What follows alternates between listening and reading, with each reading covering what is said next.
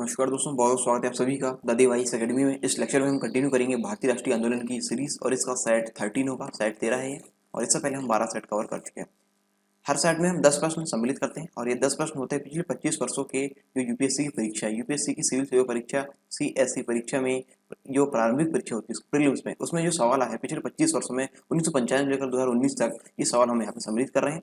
और यहाँ पे हम प्राचीन भारतीय इतिहास, मध्यकालीन भारतीय इतिहास और साथ ही साथ आधुनिक भारतीय इतिहास संबंधित सारे प्रश्नों को एमसीक्यू फॉर्मेट में कवर कर चुके हैं। यदि आप उन लेक्चर को देखना चाहते हैं तो आई बटन पर क्लिक करके उन लेक्चर को देखा जा सकता है, या फिर डिस्क्रिप्शन बॉक्स में इनकी लिंक दे दी गई, उन लिंक की सहायता से आप उन लेक्चर तक पहुंच सकते हैं। तो चलिए शुरू करते हैं आज के इस लेक्चर को।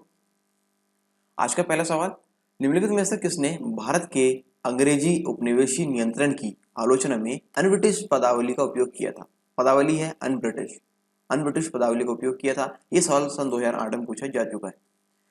ऑप्शन है आनंद मोहन बोस, बदरुद्दीन तैयब जी, दादा भाई नौरोजी या फिर फिरोज शाह मेहता। याद रहे इन्होंने एक किताब लिखी थी, poverty and un-British rule in India, poverty and un-British rule in India.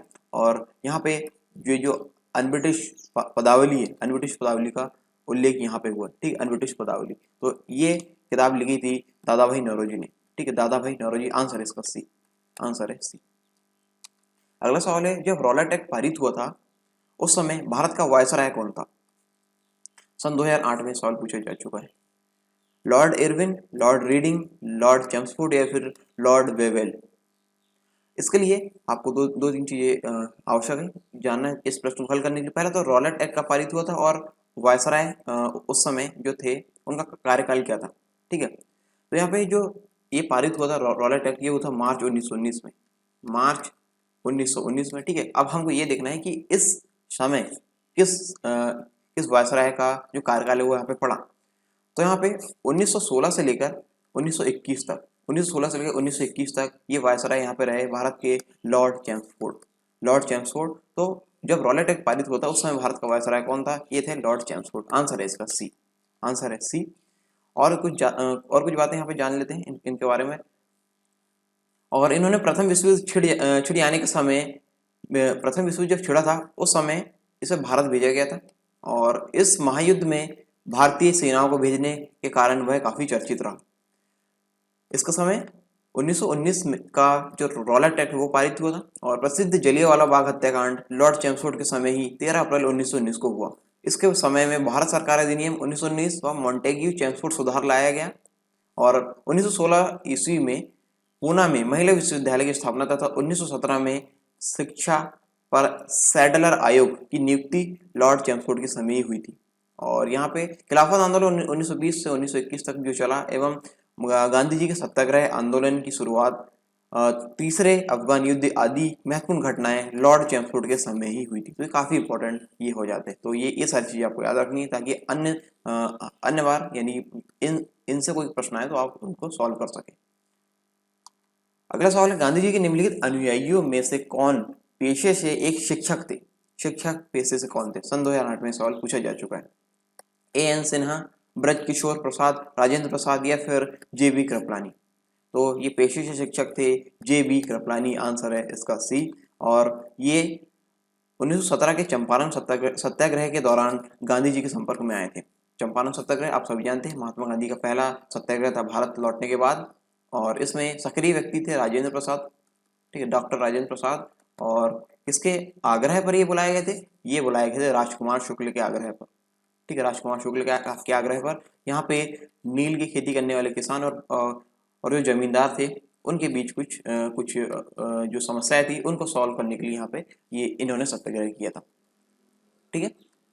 और जो जेबी कृपलानी थे वे भारतीय स्वतंत्रता आंदोलन में आने से पूर्व एक शिक्षक थे और बाद में वे अंग्रेजी व इतिहास के प्राध्यापक रहे। और साथ ही साथ इन्होंने चंपारण सत्याग्रह के दौरान ये गांधी जी के संपर्क में। अगला सवाल है, निम्नलिखित में से कौन सा एक जर्नल अबुल कलाम आजाद द्वारा प्रकाशित है?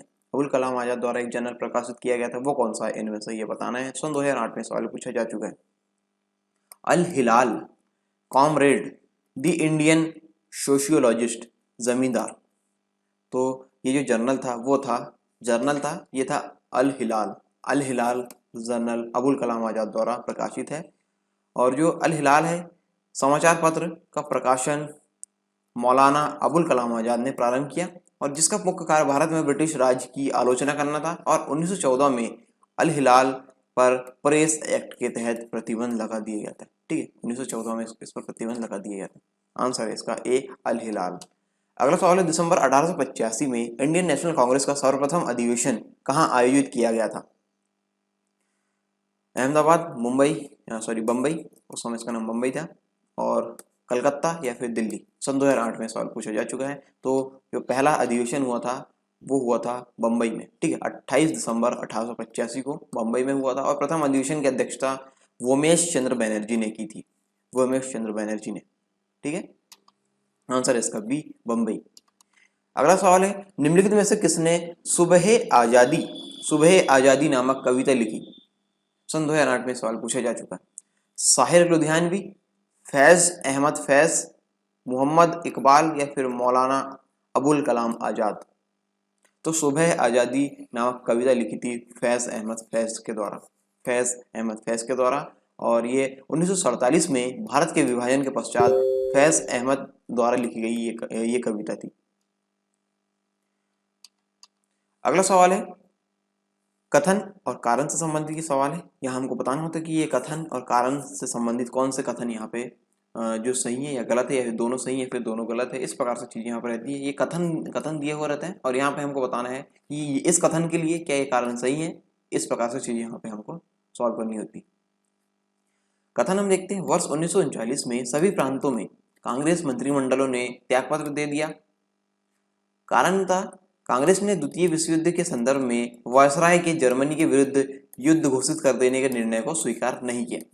तो क्या है सही है? चलिए चेक करते हैं। कथन पहले देखते हैं, वर्ष 1939 में सभी प्रांतों में कांग्रेस मंत्रिमंडलों ने त्यागपत्र दे दिए थे। क्या सही? हाँ, ये सही है। ये त्यागपत्र दे दिया गया था। ये कारण क्या था इसका? कारण यहाँ पे दिया गया है, कांग्रेस ने द्वितीय विश्व युद्ध के संदर्भ में वायसराय की जर्मनी के विरुद्ध युद्ध घोषित कर देने के निर्णय को ये जो निर्णय था उसको स्वीकार नहीं किया। ठीक है, उसको एक्सेप्ट नहीं किया। तो क्या ये कारण जो दिया गया है वो सही है? हाँ, ये कारण भी सही है। ठीक है, यहाँ पे भारतीयों से नहीं पूछा गया था जब इन्होंने जर्मनी के विरुद्ध युद्ध की घोषणा की थी। ठीक है, तो ये कारण और कथन दोनों सही हैं। तो हम यहाँ पे एक ऐसा ऑप्शन देखेंगे जो दोनों को संतुष्ट करता हो। सन 2008 में सवाल पूछा जा चुका है। ए और आर दोनों सही है तथा आर जो कारण है, ए कथन का सही स्पष्टीकरण है। हाँ, ये सही बिल्कुल है। ये पहला ऑप्शन यहाँ पे सही है। ठीक है, आंसर है इसका ए।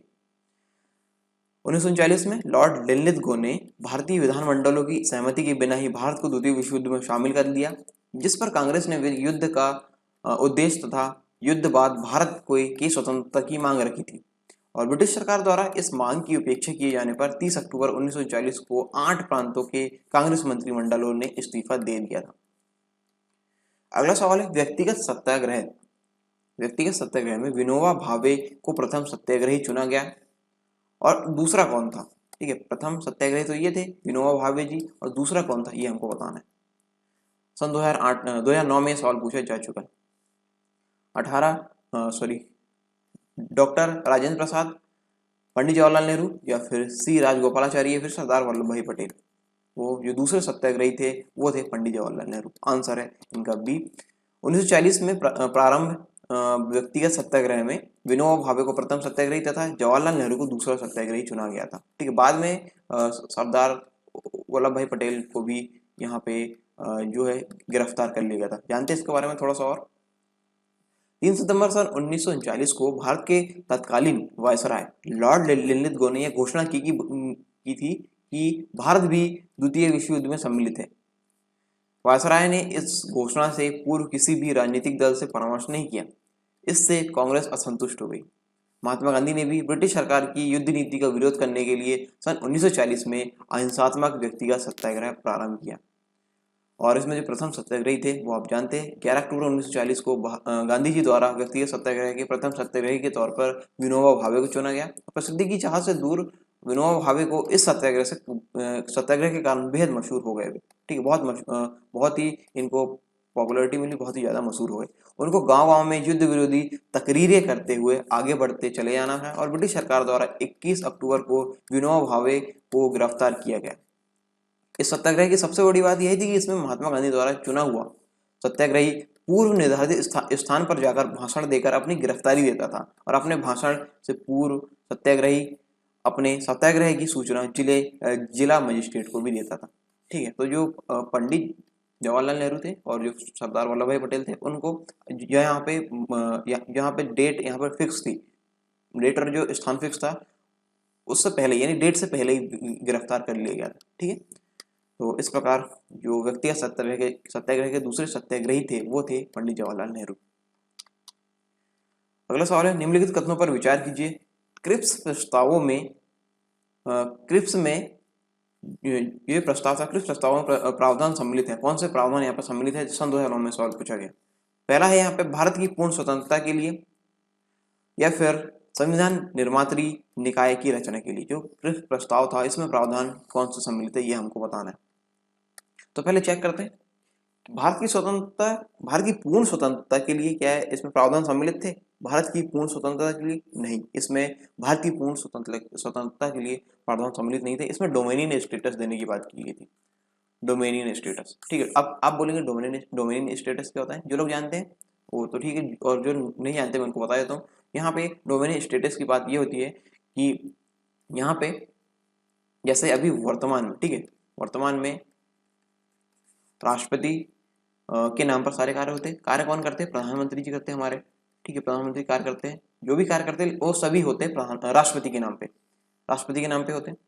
वैसे यहाँ पे डोमिनियन स्टेटस की बात यहाँ पे जब हमको मिला था, जब 1947 से लेकर 15 अगस्त 1947 से लेकर यहाँ पे हम 26 जनवरी 1950 तक यहाँ पे डोमिनियन स्टेट था।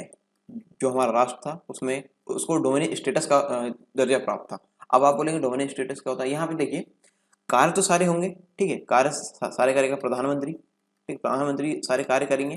और यहाँ पे विदेशी मामलों से संबंधित अपने जो भी निर्णय है, जो नीति है वो बना सकेंगे। आंतरिक मामले से संबंधित जो भी नीतियां या जो भी कार्य वो कर सकेंगे। लेकिन कार्य किसके नाम पे होंगे? कार्य होंगे ब्रिटिश क्राउन के नाम पे, ब्रिटिश क्राउन के नाम पे। ठीक है, ब्रिटिश क्राउन के नाम पे यहाँ पे होंगे। तो इस प्रकार ये होता है डोमिनियन स्टेटस। ठीक है, लेकिन अभी वर्तमान में हम गणराज्य, ठीक है, गणराज्य है वर्तमान में, भारत एक गणराज्य है। हम हमारे सारे काम हमारे राष्ट्रपति के नाम पर करते हैं। तो इस प्रकार ये होता है डोमिनियन स्टेटस। ठीक है, अगला है संविधान निर्मात्री निकाय की रचना के लिए क्या इसमें प्रावधान थे? हाँ, ये प्रावधान थे। संविधान निर्मात्री निकाय की रचना के लिए इसमें प्रावधान थे। तो हमको यहाँ बताना है कि इनमें से कौन से सही है। तो सिर्फ दूसरा ऑप्शन यहाँ पर सही है, उससे संबंधित ऑप्शन हम देख लेते हैं। आंसर है इसका बी। ठीक है, आंसर है इसका बी। क्रिप्स मिशन योजना में भारत के लिए पूर्ण स्वतंत्रता की बात को शामिल नहीं किया गया था, बल्कि डोमिनियन स्टेट की बात कही गई थी और कांग्रेस ने इसका विरोध किया। ये मिशन सर स्टैफोर्ड क्रिप्स के नेतृत्व में 23 मार्च 1942 को भारत पहुंचा। 23 मार्च 1942 को। ठीक है, आंसर है इसका बी। आज का अगला और आखिरी सवाल, स्वतंत्रता संग्राम के दौरान अरुणा आसफ अली किस भूमिगत क्रियाकलाप की प्रमुख महिला संगठक थी? 2009 में सवाल पूछा जा चुका है। सविनय अवज्ञा आंदोलन, असहयोग आंदोलन, या फिर भारत छोड़ो आंदोलन, या फिर स्वदेशी आंदोलन।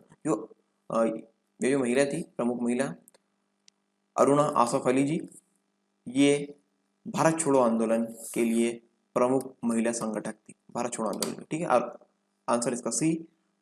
अरुणा आसफ अली ने भारत छोड़ो आंदोलन में महत्वपूर्ण भागीदारी यहाँ पे निभाई थी। तो ये थे 10 प्रश्न जो यहाँ पे समाप्त होते हैं। Thanks for watching the the voice academy. मिलते हैं नेक्स्ट वीडियो में, तब तक के लिए जय हिंद।